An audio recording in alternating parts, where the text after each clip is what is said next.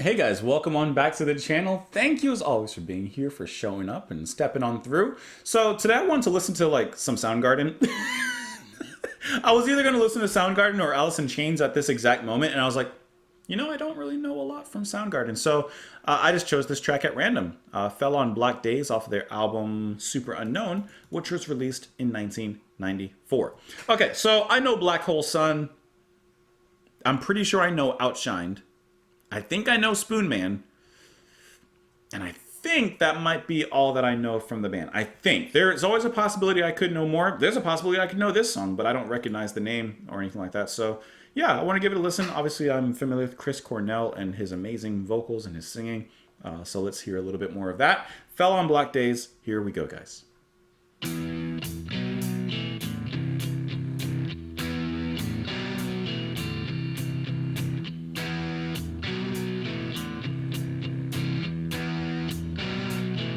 Totally left. All right. Whatsoever I feel has come to light, and whatsoever I thought of became my life.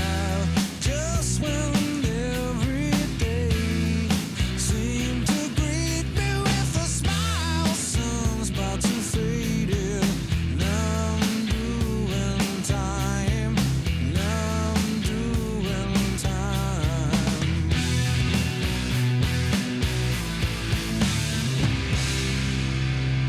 Nice transition. Fell on black days. I fell on black days. I love how the bass came in. Whomsoever I've cured, I'm sick and now. And whomsoever I've cradled, I've put you down. The searchlight soul, they say, but I can't see it in the night. I'm only faking when I get it right. When I get it right.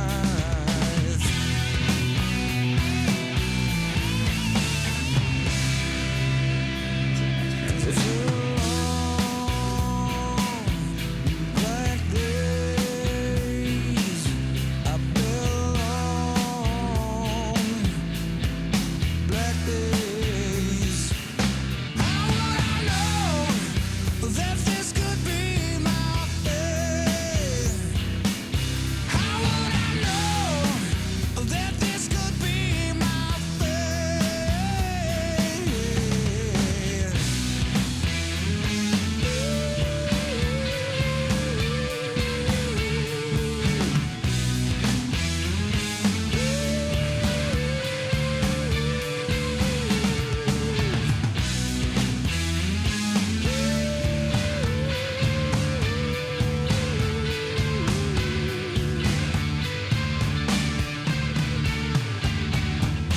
What you wanted to see good has made you blind. This is good. And what you wanted to be yours has made it mine.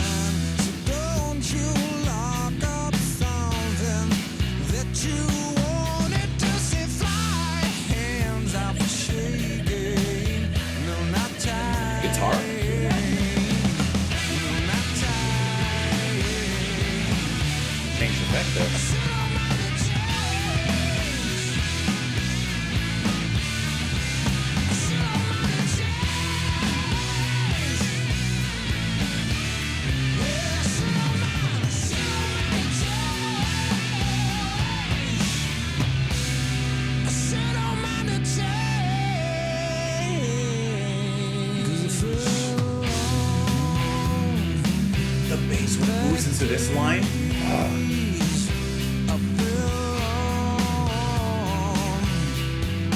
Black days. How would I know that this could be my fate? How would I know that this could be my fate? Heard that little drum flip. How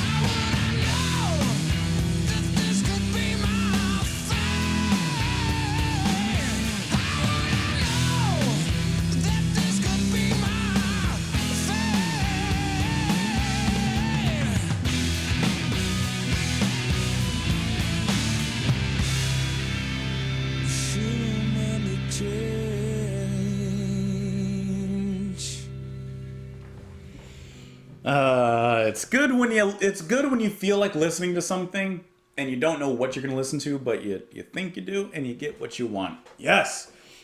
Okay. I don't know if this is something that a lot of people have said. Obviously, the song's great, right? I love that song. Sounds wonderful. Chris Cornell. Just because I'm picking it up on this song in particular, especially when he went into those little falsettos, I can't do it. But do you think, or has there ever been any interview or connection made between Chris Cornell, his vocals and his style, and Jeff Buckley? I don't know. Like, obviously, Cornell has a huge amount of range in the way that he sings.